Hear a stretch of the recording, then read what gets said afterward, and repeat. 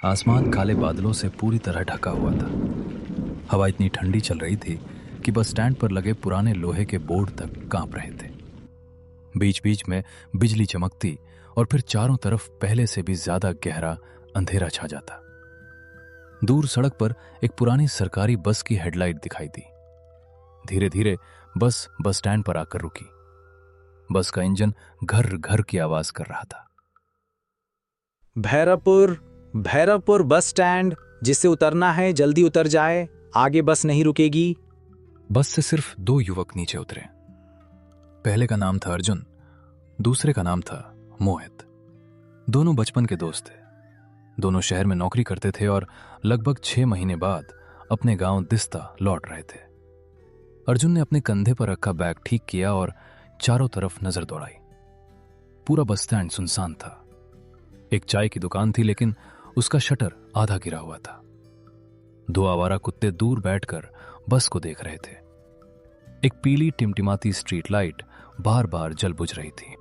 यार अर्जुन, मुझे लग रहा था कि गांव पहुंचते पहुंचते रात होगी, लेकिन इतनी देर हो जाएगी ये बिल्कुल नहीं सोचा था। अब यहां से दिस्ता गांव तक लगभग 8 किलोमीटर का रास्ता है। पैदल जाना तो बिल्कुल भी ठीक नहीं रहेगा। चल देखते हैं कोई टेम्पो या गाड़ी मिल जाए। अर्जुन ने सिर हिलाया। दोनों आगे बढ़े। तभी उनकी नजर बस स्टैंड के एक कोने पर गई। वहां 2 पुराने टेम्पो खड़े थे। दोनों टेम्पो के पास 2 ड्राइवर लकड़ी की बेंच पर चुपचाप बैठे थे। अजीब बात यह थी कि दोनों के चेहरे पर न कोई भाव था, न कोई बेचैनी। बस ऐसे बैठे थे जैसे उन्हें किसी का इंतजार हो। अर्जुन के चेहरे पर राहत आई। चलो, भगवान का शुक्र है। दोनों उनके पास पहुंचे। भैया, हमें दिस्ता गांव जाना है, राहत बहुत हो गई है। अगर आप छोड़ दें तो बड़ी मेहरबानी होगी। किराया जितना कहेंगे दे देंगे। दोनों ड्राइवरों ने पहले एक दूसरे की तरफ देखा, फिर बिना कुछ बोले अर्जुन की तरफ देखने लगे। करीब 10 सेकंड तक कोई आवाज नहीं आई। हवा और तेज चलने लगी। आखिर पहले ड्राइवर ने बहुत धीमी आवाज में कहा, दिस्ता इतनी रात में? अर्जुन ने मुस्कुराकर कहा, हाँ भैया, वहीं जाना है। ड्राइवर ने सिर झुका लिया। दूसरा ड्राइवर पहली बार बोला, हम वहां नहीं जाएंगे। मोहित चौंक गया। बेटा, मैं इस रास्ते पर 20 साल तक टेम्पो चलाता रहा हूँ। मैंने बरसात देखी है, आंधी देखी है, डकैत देखे हैं, जंगली जानवर देखे हैं, लेकिन पिछले कुछ सालों में उस रास्ते पर जो होने लगा उसने हम जैसे लोगों का हौसला तोड़ दिया। रात के 12 बजे के बाद वहां जाने वाला हर आदमी वापस आए, इसकी कोई गारंटी नहीं होती। कई लोग लौटे भी, लेकिन उन्होंने ऐसी बातें बताई कि सुनने वालों की रूह कांप गई। कोई कहता है रास्ता बदल जाता है, कोई कहता है कोई अपना बनकर साथ चलने लगता है, तो कोई कहता है कि किसी की आवाज उसका नाम लेकर बुलाती रहती है। हम गरीब लोग हैं, लेकिन जान से बढ़कर कोई कमाई नहीं होती, इसलिए अब आधी रात के बाद हम उस रास्ते की तरफ देखते तक नहीं। भैया, आजकल के जमाने में भूत प्रेत जैसी बातें कौन मानता है? हम दोनों पढ़े लिखे लोग हैं। अगर आपको डर लग रहा है तो हम 3 गुना किराया दे देंगे। बस हमें गांव छोड़ दीजिए। तुम्हें लगता है कि हम पैसे के लिए कहानी बना रहे हैं, लेकिन अगर बात सिर्फ पैसों की होती तो आज हम दोनों यहां बैठे न होते। कई लोगों ने हमें 5 गुना किराया देने की बात कही, कुछ ने हाथ जोड़कर विनती की, लेकिन हमने किसी को नहीं छोड़ा, क्योंकि जिसने भी हमारी बात नहीं मानी, बाद में उसकी कहानी पूरे इलाके में सुनाई गई। तुम दोनों जवान हो, इसलिए आखिरी बार समझा रहा हूं, आज की रात यहीं किसी दुकान या धर्मशाला में रुक जाओ। सुबह सूरज निकलते ही हम खुद तुम्हें बिना ज्यादा किराया लिए गांव छोड़ देंगे, लेकिन अभी इस समय उस रास्ते पर मत जाओ। आखिर ऐसा हुआ क्या था उस रास्ते पर? अगर तुम सच जानना ही चाहते हो तो बैठ जाओ, लेकिन याद रखना, कहानी सुनने के बाद बहुत कम लोग उस रास्ते पर जाने की जिद करते हैं, क्योंकि ये कहानी किसी भूत की नहीं, बल्कि एक ऐसे छलावे की है जो इंसान की सबसे बड़ी कमजोरी का फायदा उठाता है। वो हमला नहीं करता, वो पहले भरोसा जीतता है, और जब आदमी को यकीन हो जाता है कि सामने अपना ही कोई खड़ा है, तभी उसकी असली रात शुरू होती है। अर्जुन और मोहित अब पहली बार पूरी तरह गंभीर हो चुके थे। दोनों उसी लकड़ी की बेंच पर बैठ गए। बारिश की पहली बूंद जमीन पर गिरी, आसमान में तेज बिजली चमकी और उसी रोशनी में दोनों ने देखा, दोनों टेम्पो ड्राइवरों के चेहरे एक पल के लिए बिल्कुल सफेद दिखाई दिए।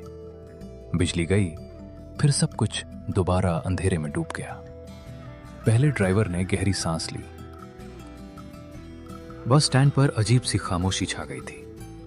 बारिश अब धीरे धीरे तेज होने लगी थी। अर्जुन और मोहित बिना एक शब्द बोले दोनों टेम्पो चालकों की तरफ देख रहे थे। पहला टेम्पो चालक कुछ देर तक सड़क की तरफ देखता रहा, फिर भारी आवाज में बोला, आज से करीब 15 साल पहले की बात है। उस समय इस इलाके में सिर्फ एक ही पक्का रास्ता था, जो इसी बस स्टैंड से निकलकर सीधे दिस्ता गांव जाता था। उसी रास्ते के बीचों बीच एक पुराना शमशान घाट पड़ता था। दिन में लोग वहां से निकल जाते थे, लेकिन रात होते ही कोई उस रास्ते पर जाने की हिम्मत नहीं करता था। लोग कहते थे कि वहां किसी की परछाई साथ चलने लगती है। कोई कहता था कि कोई अपना नाम लेकर बुलाता है। लेकिन मेरा दोस्त रघुवीर इन सब बातों पर कभी विश्वास नहीं करता था। उसका कहना था कि डर इंसान के दिमाग में होता है, रास्तों में नहीं। और शायद यही उसकी सबसे बड़ी भूल थी। रघुवीर बहुत नेक इंसान था। अगर किसी के घर में कोई बीमार हो, किसी की बेटी की शादी हो या किसी मुसाफिर को रात में गांव पहुंचना हो, तो वो कभी मना नहीं करता था। उस रात भी उसने यही गलती की। अगर उस दिन वो मेरी बात मान लेता तो शायद आज उसकी कहानी हमें सुनानी नहीं पड़ती। फिर उस रात हुआ क्या था? रात के ठीक 12 बजे एक आखिरी बस यहां आकर रुकी। बस से सिर्फ 3 लोग उतरे। एक लगभग 60 साल का बूढ़ा, उसके साथ 30-32 साल की एक औरत और लगभग 10 साल का एक लड़का।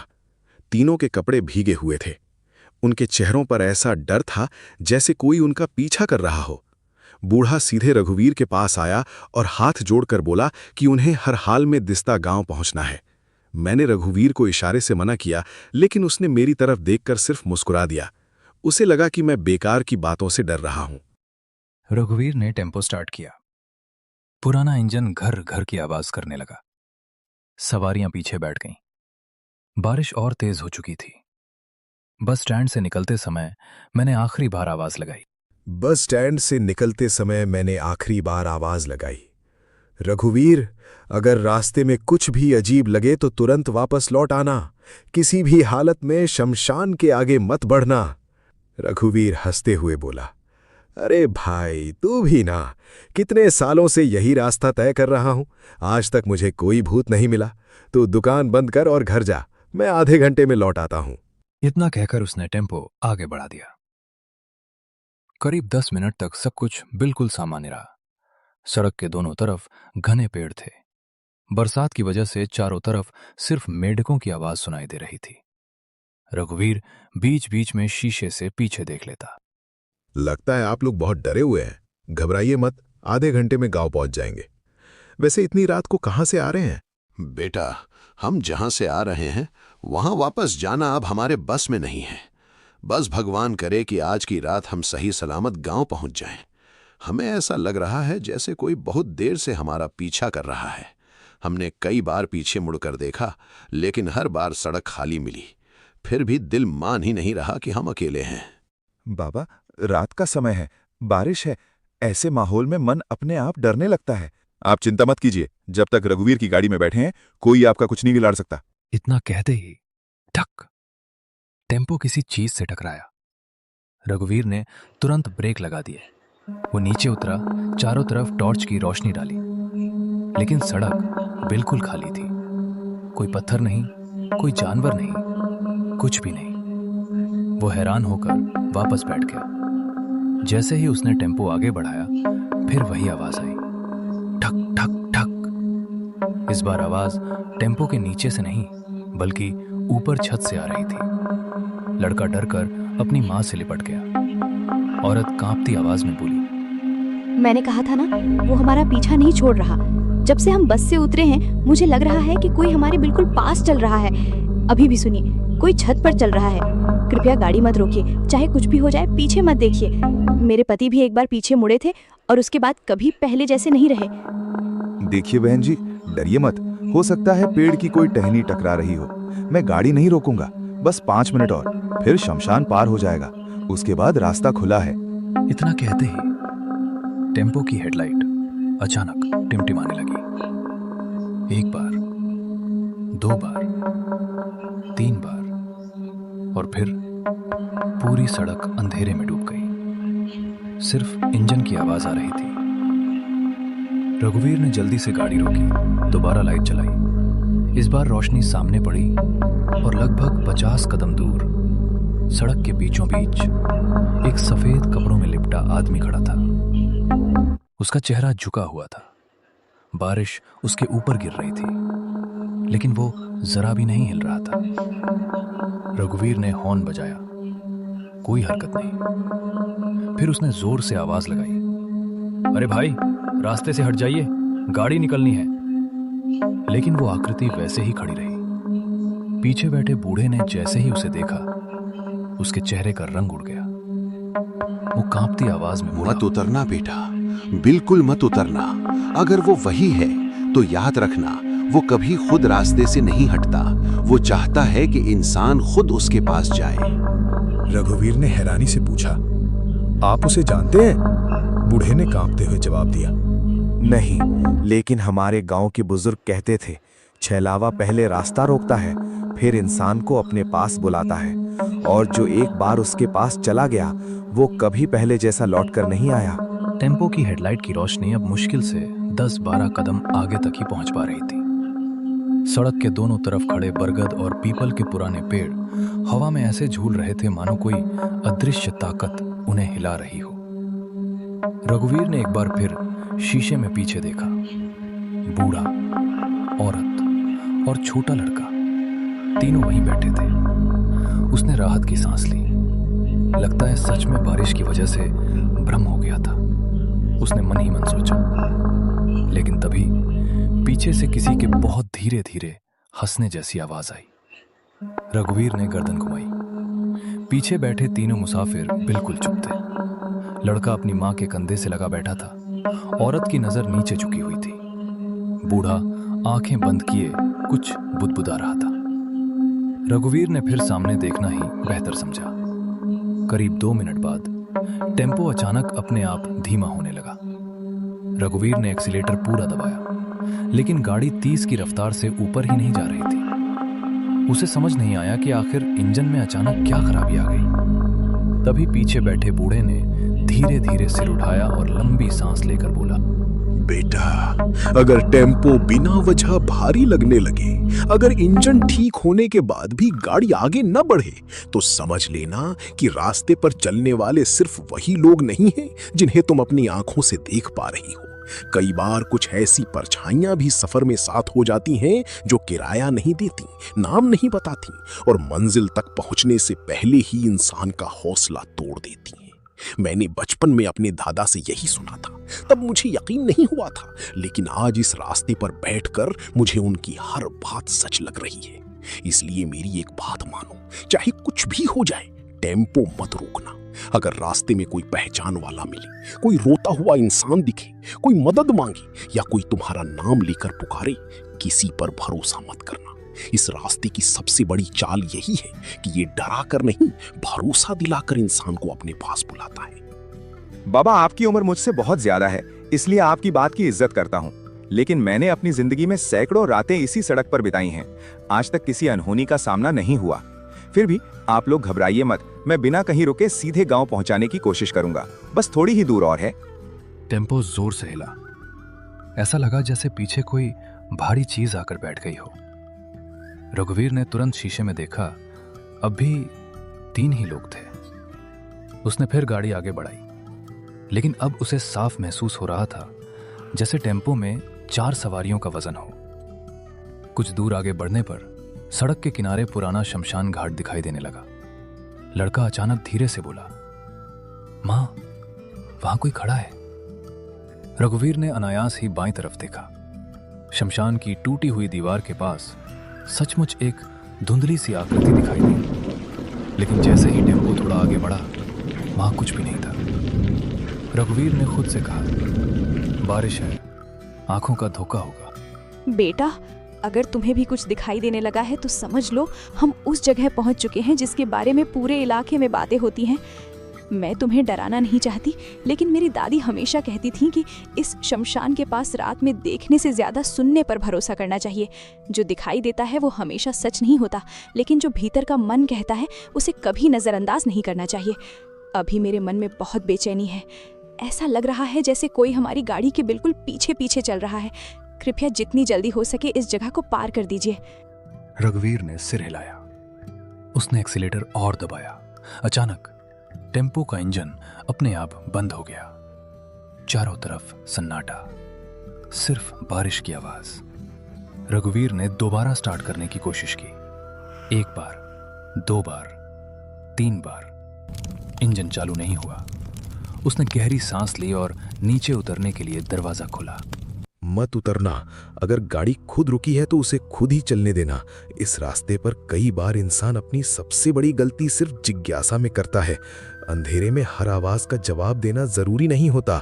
हर रुकी हुई चीज को देखने जाना भी जरूरी नहीं होता। अगर तुम अभी नीचे उतरे तो हो सकता है लौटकर वापस उसी सीट पर कभी ना बैठ सको।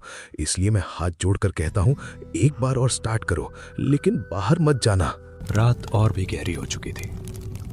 बारिश अब धीमी पड़ने लगी थी, लेकिन आसमान में गरज अब भी सुनाई दे रही थी। बस स्टैंड पर बैठे अर्जुन और मोहित बिना पलक झपकाए दोनों टेम्पो चालकों की बातें सुन रहे थे। पहले टेम्पो चालक ने गहरी सांस ली और फिर कहानी आगे बढ़ाई। उधर रघुवीर का दिल अब पहले जैसा मजबूत नहीं रहा था। वो बार बार रियर व्यू मिरर में देख रहा था। उसे लग रहा था कि जैसे कोई उसके बिल्कुल पीछे बैठा है, लेकिन हर बार उसे वही 3 मुसाफिर दिखाई देते। उसने खुद को समझाया, नहीं, मैं बेवजह डर रहा हूं। कुछ ही देर में शमशान घाट पीछे छूट गया। सड़क अब बिल्कुल सीधी थी। रघुवीर ने राहत की सांस ली। उसी समय बूढ़ा मुस्कुराया। रघुवीर ने पहली बार उसे मुस्कुराते देखा। बाबा, अब तो शमशान भी पीछे छूट गया। लगता है आपका डर भी खत्म हो गया होगा। सच बताइए, क्या सच में इस रास्ते पर पहले कभी कोई अजीब घटना हुई थी या लोग बस कहानियां बना देते हैं? मैं बचपन से ये बातें सुनता आया हूँ, लेकिन कभी किसी ने पूरी सच्चाई नहीं बताई। अगर आप जानते हैं तो मुझे भी बताइए, शायद इससे मेरा भी भ्रम दूर हो जाए। बेटा, डर हमेशा भूत से नहीं होता। कई बार डर इंसानों के किए हुए कर्मों से पैदा होता है। जिस रास्ते से हम गुजर रहे हैं, उसके पास रहने वाले एक परिवार के साथ गांव वालों ने बहुत बड़ा अन्याय किया था। ईर्ष्या और लालच में लोगों ने उस परिवार को अकेला छोड़ दिया। उसके बाद जो हादसा हुआ, उसने इस पूरे रास्ते को बदनाम कर दिया। तब से हर गुजरने वाला इंसान अपनी अपनी कहानी बनाकर सुनाने लगा। किसी ने कहा उसने परछाई देखी, किसी ने कहा आवाज सुनी, लेकिन सच क्या था ये शायद किसी ने जानने की कोशिश ही नहीं की। डर धीरे धीरे कहानी बन गया और कहानी धीरे धीरे इस रास्ते की पहचान। रघुवीर ध्यान से उनकी बात सुन रहा था। उसी समय सामने दूर गांव की पहली बिजली की रोशनी दिखाई दी। उसने मुस्कुराकर कहा, गत्ता है, हम पहुंच गए। करीब 10 मिनट बाद टेम्पो दिस्ता गांव के बाहर रुक गया। तीनों मुसाफिर नीचे उतरे। बूढ़े ने जेब से पैसे निकाले। रघुवीर ने पैसे लेने से मना कर दिया। बाबा, आप लोग बहुत डरे हुए थे।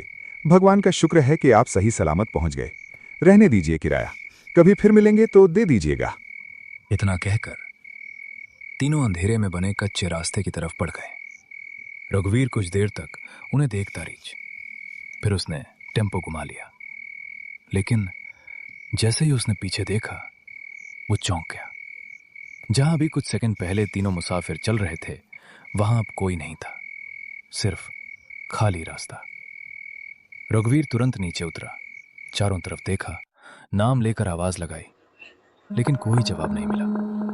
वो घबरा गया। उसी समय गांव की तरफ से एक बुजुर्ग लालटेन लेकर आते दिखाई दिए। बाबा, अभी अभी एक बूढ़ा, एक औरत और एक बच्चा इसी रास्ते से गांव की तरफ गए हैं। क्या आपने उन्हें देखा?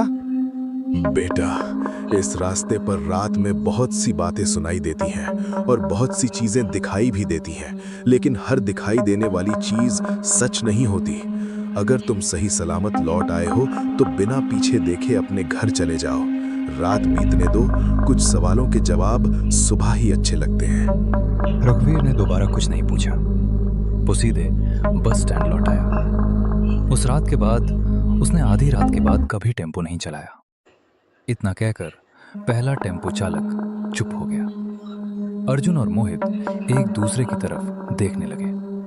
भैया, कहानी तो सच में डरावनी थी, लेकिन हो सकता है रघुवीर थका हुआ हो, बारिश की वजह से उसे भ्रम हुआ हो। हम आपकी बात का सम्मान करते हैं, मगर हमें आज ही घर पहुंचना है। अगर आप दोनों नहीं चलेंगे तो हम पैदल निकल जाएंगे। अगर जिद ही करनी है तो पहले सामने लगे नल पर जाकर मुंह धो आओ। शायद ठंडा पानी तुम्हारा फैसला बदल दे। मोहित हंसते हुए बोला, यार कहानी तो बढ़िया सुनाई इन दोनों ने। अगर ये लोग फिल्मों में होते तो बड़े कलाकार बन जाते। अर्जुन भी मुस्कुरा दिया।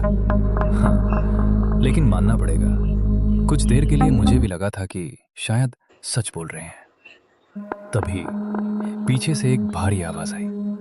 अरे बेटा, इतनी रात को अभी तक यहीं खड़े हो? दोनों ने मुड़कर देखा। वही बस जिससे वे उतरे थे थोड़ी दूर खड़ी थी। उसका ड्राइवर इंजन की जांच कर रहा था। शायद बस में कोई छोटी सी तकनीकी खराबी आ गई थी, इसलिए वो अभी तक वहीं रुकी हुई थी। अर्जुन उसके पास गया। भैया, जरा एक बात पूछनी थी। ये दोनों टेम्पो वाले आखिर गांव जाने से मना क्यों कर रहे हैं? हमने तो दोगुना किराया भी देने को कहा था। बस ड्राइवर कुछ पल तक चुप रहा। उसने भौहें सिकोड़ ली। कौन टेम्पो वाले? मोहित ने हंसते हुए पीछे इशारा किया। अरे वही, 2 टेम्पो खड़े हैं। दोनों ड्राइवर बेंच पर बैठे हैं। पिछले आधे घंटे से हमें कहानी सुना रहे थे। बस ड्राइवर का चेहरा अचानक गंभीर हो गया। उसने धीरे धीरे उसी दिशा में देखा, फिर वापस अर्जुन की तरफ देखा। बेटा, वहां तो कोई नहीं है। दोनों दोस्तों ने मुस्कुराते हुए फिर पीछे देखा और उनकी मुस्कान उसी पल गायब हो गई। जहां कुछ मिनट पहले 2 टेम्पो खड़े थे, वहां अब सिर्फ एक पुरानी टूटी हुई लकड़ी की बेंच थी। उसके पास जंग लगा एक लोहे का खंभा खड़ा था। जमीन पर घास उगी हुई थी, मानो वहां कई सालों से कोई गाड़ी खड़ी ही न हुई हो। अर्जुन की सांसें तेज हो गई। नहीं, अभी यहीं थे। हम दोनों ने उनसे बात की, यहीं बैठे थे। लगता है तुम दोनों पहली बार इस बस स्टैंड पर रात में उतरे हो। कई साल पहले यहाँ सचमुच 2 टेम्पो चलते थे। दोनों ड्राइवर बहुत ईमानदार थे। रात में भी मुसाफिरों को गांव छोड़ने चले जाते थे। लेकिन एक बरसाती रात वे दोनों एक सवारी छोड़ने निकले और फिर कभी वापस नहीं लौटे। अगले दिन उनका टेम्पो सड़क से दूर एक पुराने बरगद के पास मिला। दोनों की मौत एक सड़क दुर्घटना में हुई थी। तब से इस बस स्टैंड पर आधी रात के बाद कोई टेम्पो नहीं रुकता। लोगों ने डर की वजह से ये स्टैंड ही छोड़ दिया। अब आखिरी बस के बाद यहाँ कोई इंतजार नहीं करता। इसलिए जब तुमने टेम्पो वालों की बात कही तो मुझे हैरानी हुई। लेकिन उन्होंने तो हमें पूरी कहानी सुनाई, रघुवीर का नाम भी बताया। उन्होंने हमें गांव जाने से रोका। अगर वे इंसान नहीं थे तो? कुछ सवालों के जवाब हर बार ढूंढना जरूरी नहीं होता। कभी कभी किसी की चेतावनी मान लेना ही सबसे समझदारी की बात होती है। उस दिन के बाद अर्जुन और मोहित ने कभी उस रात की घटना का मजाक नहीं उड़ाया। वे बस इतना कहते थे, हर सुनाई हुई कहानी पर यकीन करना जरूरी नहीं, लेकिन हर चेतावनी को नजरअंदाज करना भी समझदारी नहीं। और यहीं से शुरू होती है छलवा की असली कहानी।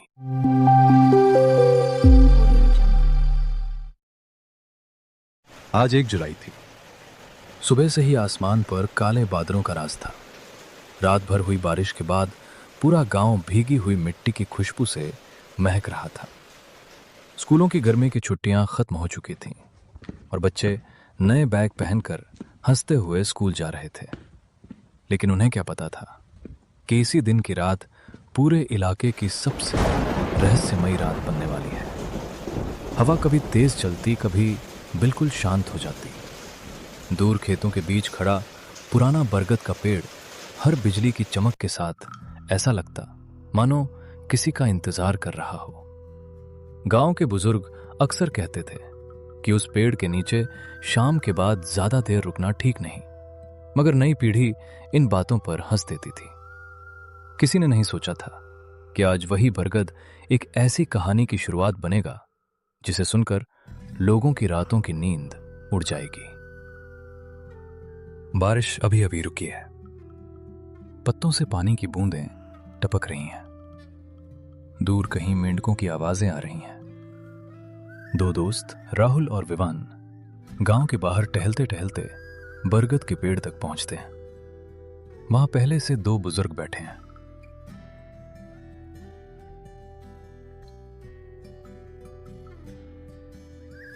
अरे काका नमस्ते। आज तो पूरा दिन बारिश ने घर में कैद करके रखा, सोचा शाम को थोड़ा घूम लिया जाए। वैसे इस बरगद के नीचे आज भी आप दोनों बैठे हैं। बचपन से सुनते आए हैं कि यहाँ शाम के बाद कोई नहीं रुकता, लेकिन आप लोग तो रोज यहीं मिल जाते हैं। सच बताइए, क्या कभी यहाँ कुछ अजीब देखा है या गांव वाले बस यूं ही कहानियां बना लेते हैं? आज मौसम भी ऐसा है कि पुरानी बातें याद आने लगती हैं। बेटा, हर कहानी झूठ नहीं होती। कुछ बातें ऐसी होती हैं जिन्हें देखने वाला ही समझ सकता है। हमने जिंदगी में बहुत कुछ देखा है, इसलिए हर अफवाह पर हंसते नहीं। आजकल शहर से भी अजीब खबरें आ रही हैं। लोग कह रहे हैं कि रात में कोई रहस्यमयी आदमी दिखाई देता है। कोई उसे अपराधी कहता है, कोई परछाई। लेकिन जिसने भी उसे देखने का दावा किया, उसकी बात कभी पहले जैसी नहीं रही। मैंने भी मोबाइल पर ऐसी खबरें देखी हैं। लोग कह रहे थे कि कई रातों से शहर में कोई अनजान शख्स अलग अलग जगह दिखाई देता है और हर बार उसका चेहरा थोड़ा अलग होता है। पुलिस भी परेशान है क्योंकि गवाहों के बयान आपस में बिल्कुल नहीं मिलते। किसी ने उसे लंबा बताया, किसी ने छोटा, किसी ने कहा कि उसकी आवाज़ बदल जाती है। मुझे तो लगता है लोग डर की वजह से ऐसी बातें बना लेते हैं, लेकिन फिर भी आज का मौसम देखकर अजीब सा एहसास हो रहा है। अगर तुम लोग सच सुनना चाहते हो तो मैं तुम्हें एक ऐसी घटना सुनाता हूं जिसे याद करके आज भी मेरी रूह कांप जाती है। लोग उसे अपराधी समझते रहे, लेकिन जो मैंने देखा था वो इंसान नहीं था। कई साल पहले मैं भी शहर में रहता था। मेरा एक दोस्त था और एक बरसाती रात ने हमारी जिंदगी हमेशा के लिए बदल दी। और यहीं से शुरू होती है छलवा की असली कहानी। बूढ़े ने गहरी सांस ली और उसकी आंखें अचानक कई साल पीछे चली गईं। ऐसा लगा मानो वो उस रात को फिर से जी रहा हो। उसने धीमी आवाज में कहना शुरू किया। ये बात लगभग 8 साल पुरानी है। तब मैं शहर में एक छोटी सी प्राइवेट कंपनी में नौकरी करता था। मेरे साथ मेरा सबसे अच्छा दोस्त राघव एक किराए के कमरे में रहता था। हमारा कमरा शहर की आखिरी गली में था, जहां रात होते ही सड़कें लगभग खाली हो जाती थीं। उस दिन भी ठीक आज जैसी 1 जुलाई थी। सुबह से बारिश हो रही थी और शाम तक पूरा इलाका पानी में भीग चुका था। मौसम इतना अजीब था कि दिन में भी ऐसा लग रहा था जैसे रात उतर आई हो। उस समय हमें बिल्कुल अंदाजा नहीं था कि उसी रात हमारी जिंदगी हमेशा के लिए बदलने वाली है। अरे यार, आज तो मौसम देखकर लग ही नहीं रहा कि बाहर निकलना चाहिए, लेकिन क्या करें, आज मेरी नाइट ड्यूटी है। बॉस ने साफ कह दिया है कि अगर आज छुट्टी ली तो पूरी सैलरी कट जाएगी। तुम दरवाजा अच्छे से बंद करके रखना, और हाँ, अगर बिजली चली जाए तो घबराना मत। इस इलाके में बारिश के समय ऐसा अक्सर होता है। मैं कोशिश करूंगा कि जल्दी लौट आऊं, लेकिन अगर बारिश बहुत तेज हुई तो शायद सुबह तक ऑफिस में ही रुकना पड़े। तुम आराम से खाना खाकर सो जाना और बेवजह बाहर मत निकलना।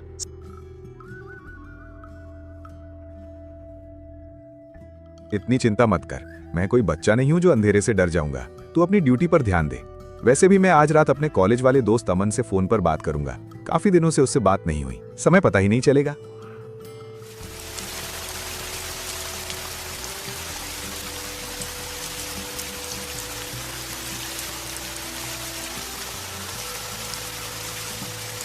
कमरे में अब सिर्फ बारिश की आवाज थी। दीवार पर लगी घड़ी ने रात के 9:30 बजा दिए थे। बाहर सड़क पर इक्का दुक्का गाड़ियां गुजर रही थीं। मैंने चाय बनाई, मोबाइल उठाया और अपने दोस्त अमन को कॉल लगा दिया। बातचीत शुरू हुई तो माहौल थोड़ा हल्का लगने लगा। लेकिन उस रात एक अजीब बात थी। जितनी देर मैं फोन पर बात करता, उतनी ही बार ऐसा महसूस होता कि कमरे में मैं अकेला नहीं हूं, जैसे कोई बिना आवाज किए मुझे देख रहा हो। पहले मैंने इसे अपना वहम समझा, मगर यह एहसास हर मिनट के साथ और गहरा होता जा रहा था। अरे भाई, कितने दिनों बाद याद किया। इधर तो सोशल मीडिया पर एक ही खबर घूम रही है। कहते हैं कि पिछले कुछ दिनों से शहर में एक रहस्यमयी आदमी दिखाई देता है। पुलिस भी उसे पकड़ नहीं पा रही। सबसे अजीब बात यह है कि हर गवाह उसका अलग चेहरा बताता है। किसी ने कहा वो बूढ़ा था, किसी ने कहा जवान, किसी ने कहा उसकी आवाज हर बार बदल जाती है। मुझे तो लगता है लोग डर के कारण ऐसी बातें जोड़ लेते हैं। लेकिन तू तो उसी शहर में रहता है, कहीं तुम्हारे इलाके में भी कुछ सुना है क्या? मैंने हल्की हंसी के साथ जवाब दिया, हाँ, यहाँ भी लोग वही बातें कर रहे हैं, लेकिन मुझे ऐसी अफवाहों पर ज्यादा भरोसा नहीं है।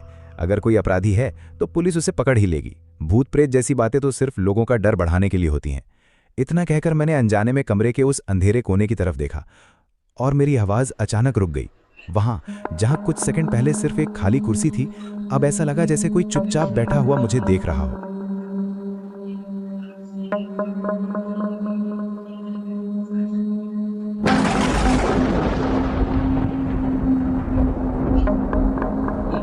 मेरी नजर उस अंधेरे कोने पर जमी हुई थी। दिल की धड़कन इतनी तेज हो चुकी थी कि मुझे अपने कानों में उसकी आवाज साफ सुनाई दे रही थी। अभी कुछ सेकंड पहले वहां किसी के बैठने का एहसास हुआ था, लेकिन बिजली चमकते ही कुर्सी फिर खाली दिखाई दी। मैंने खुद को समझाया कि शायद लगातार बारिश, थकान और सोशल मीडिया पर घूम रही रहस्यमयी खबरों ने मेरे दिमाग के साथ खेल करना शुरू कर दिया है। फिर भी एक अजीब सी बेचैनी पूरे कमरे में फैल चुकी थी। ऐसा लग रहा था जैसे हवा भी अब पहले जैसी नहीं रही।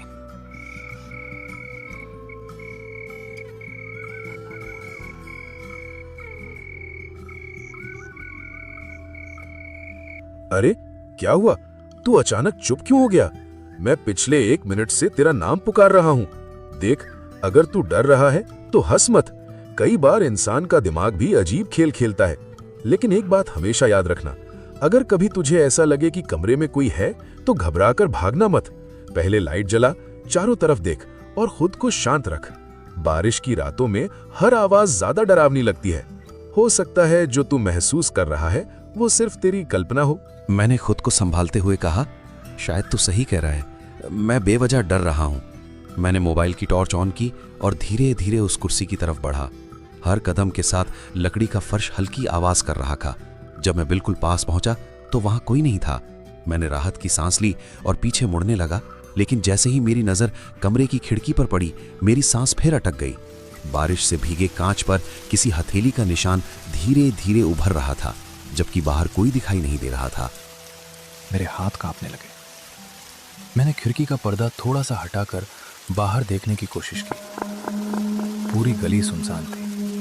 सिर्फ एक स्ट्रीट लाइट जल रही थी, जिसकी रोशनी बारिश की बूंदों में टूटकर जमीन पर बिखर रही थी। तभी मुझे सड़क के दूसरी तरफ कोई खड़ा दिखाई दिया। उसका चेहरा साफ नहीं दिख रहा था। वो बिना हिले मेरी खिड़की की तरफ देख रहा था। मैंने 2 बार आंखें मल कर देखा, लेकिन वो वहीं था। अगले ही पल बिजली चमकी और रोशनी लौटते ही वो आकृति गायब हो चुकी थी।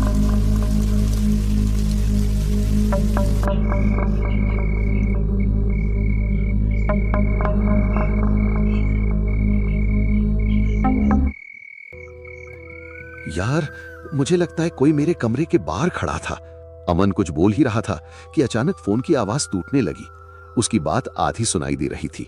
बीच बीच में एक अजीब सी खरखराहट आ रही थी, जैसे कोई और भी उसी कॉल पर मौजूद हो। मैंने कई बार हेलो हेलो कहा, लेकिन तभी उस शोर के बीच एक बहुत धीमी आवाज सुनाई दी, पीछे मत देखो। मैं एक पल के लिए बिल्कुल स्थिर हो गया। अब मुझे यकीन हो चुका था कि यह सिर्फ मेरा वहम नहीं था। कमरे में कोई था या फिर कोई ऐसी चीज थी जिसे मैं समझ नहीं पा रहा था। लेकिन सबसे डरावनी बात अभी बाकी थी। अगले ही पल मेरे मोबाइल पर एक नया संदेश आने वाला था। वो संदेश मेरी पूरी दुनिया बदल देने वाला था, क्योंकि उसे पढ़ने के बाद मुझे पहली बार एहसास हुआ कि जिस इंसान को मैं सुरक्षित समझ रहा था, वो इस समय वहां हो ही नहीं सकता था। फोन पर सुनाई दी वो अजीब फुसफुसाहट अब भी मेरे कानों में गूंज रही थी। मैं बार बार खुद को यही समझाने की कोशिश कर रहा था कि शायद नेटवर्क की वजह से आवाज बिगड़ गई होगी, लेकिन दिल मानने को तैयार नहीं था। कमरे की हवा पहले से कहीं ज्यादा ठंडी हो चुकी थी। खिड़की पूरी तरह बंद थी, फिर भी ऐसा लग रहा था जैसे कोई ठंडी सांस मेरे कंधे के पास आकर रुक रही हो। मैंने हिम्मत करके कमरे की सारी लाइटें जला दी। कुछ पल के लिए लगा कि डर खत्म हो गया है, मगर उसी समय मोबाइल की स्क्रीन अपने आप रोशन हुई और एक नया संदेश आया। मैंने कांपते हाथों से मोबाइल उठाया। सोचा होगा राघव का मैसेज होगा कि वो ऑफिस पहुंच गया है, लेकिन स्क्रीन पर नाम देखकर मैं ठिठक गया। संदेश राघव के बड़े भाई का था। उन्होंने लिखा था, बारिश बहुत तेज है, मैं आज रात घर में ही पहुंच पाऊंगा। तुम लोग दरवाजा बंद करके आराम से सो जाना, सुबह मिलते हैं। मैंने वो संदेश 2 बार पढ़ा, फिर 3 बार पढ़ा। मेरे चेहरे का रंग उड़ चुका था, क्योंकि जिस इंसान के बारे में अभी मैसेज आया था, मुझे पूरा विश्वास था कि वो इस कमरे में मौजूद है। मेरी नजर धीरे धीरे उस बिस्तर की तरफ गई। कुछ मिनट पहले जब मैं फोन पर बात कर रहा था, तभी मुझे लगा था कि शायद राघव का बड़ा भाई लौट आया है और बिना आवाज किए सो गया है, इसलिए मैंने उस ओर ज्यादा ध्यान नहीं दिया था। लेकिन अब उस संदेश के बाद हर चीज का मतलब बदल चुका था। अगर वो सचमुच आज आने वाले ही नहीं थे, तो फिर उस बिस्तर पर कौन लेटा था? मेरा गला सूख गया। मैंने पानी पीने की कोशिश की, लेकिन हाथ इतने कांप रहे थे कि गिलास से पानी जमीन पर गिर गया। मैंने खुद को संभाला और धीरे से आवाज लगाई, भैया, अगर आप जाग रहे हैं तो एक बार बोलिए। कमरे में कोई जवाब नहीं आया। मैंने थोड़ा जोर से पुकारा, फिर भी सन्नाटा, सिर्फ बारिश और घड़ी की टिक टिक। मैंने सोचा शायद गहरी नींद में होंगे। हिम्मत करके मैं धीरे धीरे बिस्तर की तरफ बढ़ा। हर कदम ऐसा लग रहा था जैसे फर्श मेरी चाल की खबर किसी और को दे रहा हो। अब मेरे और उस बिस्तर के बीच सिर्फ 2 कदम का फासला बचा था। मेरे पैरों तले जमीन खिसक गई। कुछ सेकंड पहले तक जिस बिस्तर पर मुझे साफ साफ कोई सोता हुआ दिखाई दे रहा था, वो अब बिल्कुल खाली था। तकिया अपनी जगह रखा था, कंबल भी वैसा ही था, लेकिन वहां कोई इंसान नहीं था। मैंने अपनी आंखें मलकर फिर देखा, फिर कमरे के हर कोने में टॉर्च घुमाई, कोई नहीं। तभी मेरे कान के बिल्कुल पास किसी की धीमी सांस सुनाई दी, इतनी पास जैसे कोई मेरे कंधे के पीछे खड़ा हो। लेकिन मैं मुड़ने की हिम्मत नहीं जुटा पा रहा था। तुम किसी को ढूंढ रहे हो, इतनी देर से कमरे में इधर उधर देख रहे हो। क्या तुम्हें सच में लगता है कि जो दिखाई देता है वही सच होता है? इंसान की सबसे बड़ी गलती यही है कि वो अपनी आंखों पर सबसे ज्यादा भरोसा करता है। लेकिन अगर तुम्हारी आंखें ही तुम्हें धोखा देने लगें तो तुम किस पर भरोसा करोगे? याद रखना, इस शहर में जो दिखता है वो हमेशा इंसान नहीं होता, और जो इंसान होता है वो हमेशा वही नहीं रहता। उस रात पहली बार मुझे समझ आया कि लोग उसे छलवा क्यों कहते हैं। वो सीधे हमला नहीं करता था, वो पहले तुम्हारे भरोसे पर हमला करता था। तुम्हें वही दिखाता था जिससे तुम सबसे ज्यादा सुरक्षित महसूस करो, और जब तुम्हें यकीन हो जाए कि सब ठीक है, तभी वो अपना असली खेल शुरू करता था।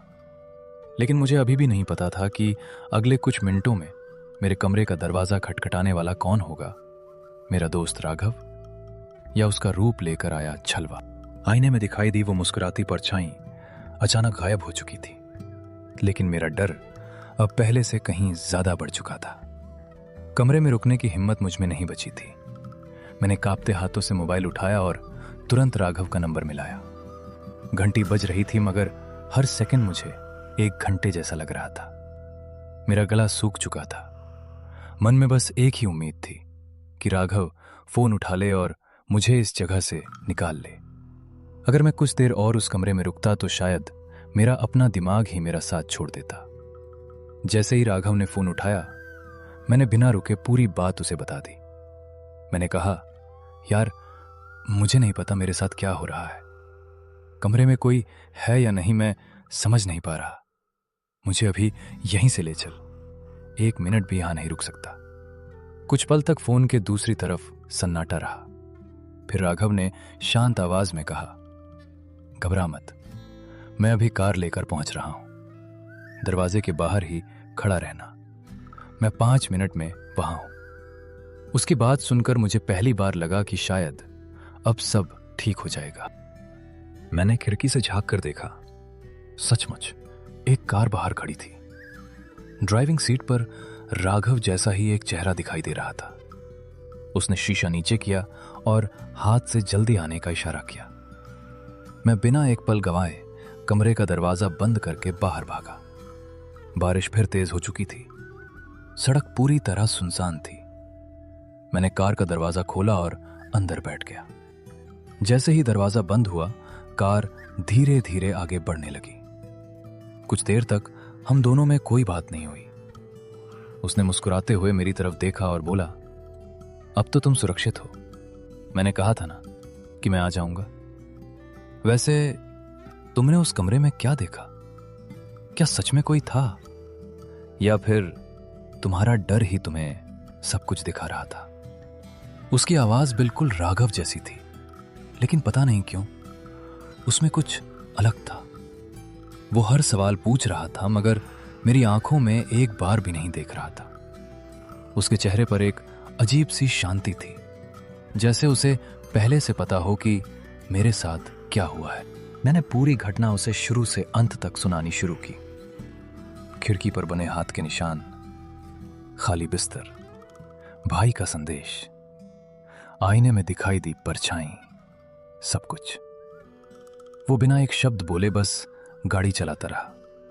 मैंने कई बार उसकी तरफ देखा, लेकिन उसके चेहरे के भाव बिल्कुल नहीं बदल रहे थे। तभी मेरी नजर उसकी उंगलियों पर पड़ी। स्टीयरिंग पकड़े हुए उसके हाथ बिल्कुल ठंडे और अस्वाभाविक रूप से सफेद लग रहे थे।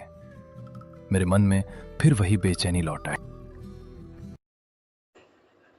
उसने धीरे धीरे मेरी तरफ गर्दन घुमाई। इस बार उसकी मुस्कान पहले से कहीं ज्यादा अजीब थी।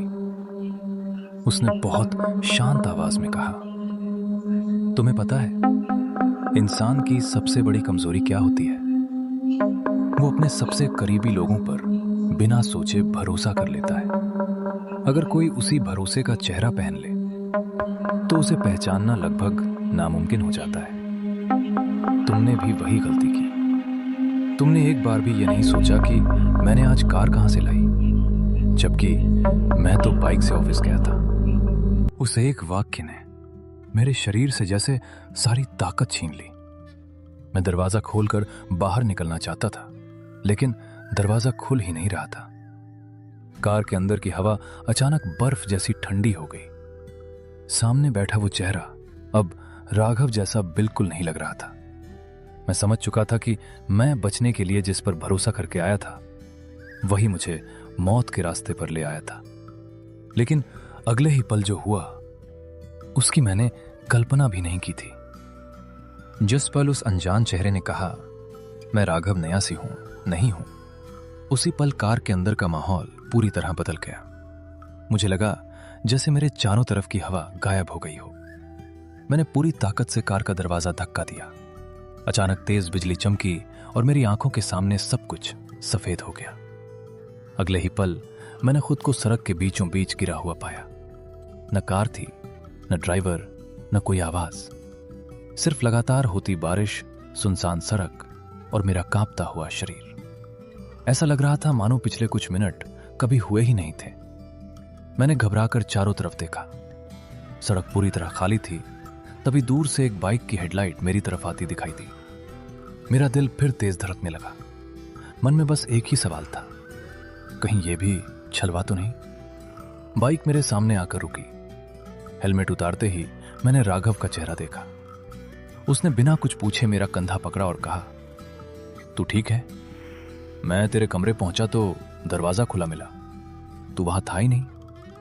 तेरे फोन की लोकेशन देखते देखते मैं यहां तक आया हूं। चल, यहां एक पल भी रुकना ठीक नहीं है।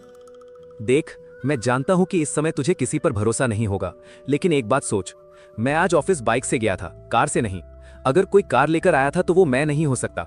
तू अभी सवाल मत पूछ, पहले यहाँ से निकलते हैं। इस सड़क के बारे में लोग कहते हैं कि रात के बाद यहाँ अजीब चीजें दिखाई देती हैं। अगर हम यहीं खड़े रहे तो डर हमें गलत फैसले लेने पर मजबूर कर देगा। मेरे साथ चल, बाकी सारी बातें रास्ते में करेंगे। मैंने उसकी आंखों में देखा। इस बार उनमें वही घबराहट थी जो एक सच्चे दोस्त की आंखों में होती है। मुझे पहली बार लगा कि शायद यही असली राघव है। फिर भी मेरा डर पूरी तरह खत्म नहीं हुआ था। मैं बाइक पर बैठ गया, लेकिन पूरे रास्ते बार बार पीछे मुड़कर देखता रहा। कई बार ऐसा लगा जैसे दूर बारिश के बीच कोई काली आकृति खड़ी हमें जाते हुए देख रही हो, लेकिन हर बार बिजली चमकते ही वो दृश्य गायब हो जाता। लगभग 20 मिनट बाद हम सुरक्षित अपने कमरे तक पहुंच गए। उस रात हम दोनों किसी तरह सुबह होने तक जागते रहे। बाहर बारिश धीरे धीरे रुक गई थी। सूरज की पहली किरण खिड़की से अंदर आई तो ऐसा लगा मानो सारी बुरी परछाइयां पीछे छूट गई हों। लेकिन हमें नहीं पता था कि ये अंत नहीं, बल्कि एक और शुरुआत थी। क्योंकि अगली सुबह जब हमने कमरे का दरवाजा खोला तो बाहर जमीन पर गीली मिट्टी में सिर्फ 2 लोगों के नहीं, 3 अलग अलग पैरों के निशान बने हुए थे। तीसरा निशान किसका था, इसका जवाब हमें अगले दिन मिला। अब मुझे यहाँ बिल्कुल अच्छा नहीं लग रहा। चलो गांव चलते हैं। चाहे ये सब संयोग हो या कुछ और, लेकिन इतना तो तय है कि रात होने के बाद इस पेड़ के नीचे रुकना ठीक नहीं। मैंने बचपन से लोगों को कहते सुना था कि कुछ जगहें ऐसी होती हैं जहां इंसान से ज्यादा उसकी सोच की परीक्षा होती है। अभी तक मैं इन बातों पर हंसता था, मगर आज पहली बार महसूस हो रहा है कि हर पुरानी बात बेकार नहीं होती। चलो राहुल, देर करने का कोई फायदा नहीं।